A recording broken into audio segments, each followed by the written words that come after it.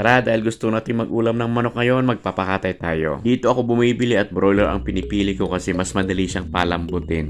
Ayan, nakapili na ako. May 1 kilo yan at ang gagawin ni kuya ay tatanggilin muna niya ang dugo. At iiwan ko yung dugo dahil hindi kami kumakain yan. Yung laman lang ang kinakain namin. Pagkatapos matanggal ang mga malalaking balahibo, gagamit siya ngayon ng blue torch para madaling matanggal ang mga natitirang balahibo.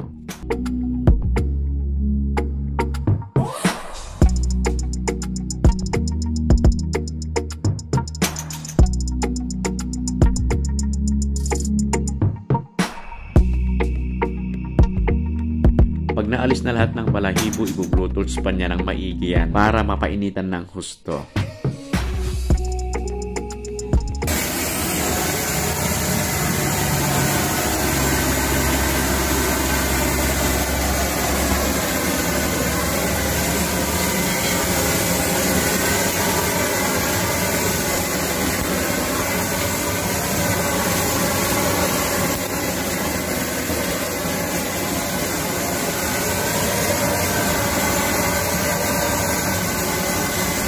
Alam nyo, pag ganyan nagamitan ng blue torch at napainitan ng husto ang mga laman-laman, magiging parang native na manok ang itsura at syempre ang lasa nito. Lalo na kung marunong kang magluto nito.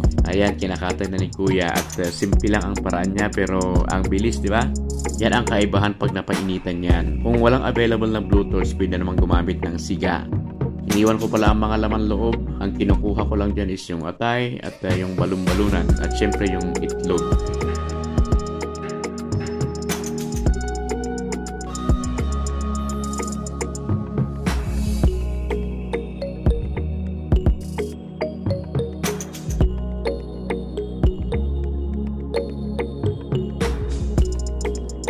Eto, meron na kaming sasabawan. Para na rin kami nag-ulam ng native na manok nito.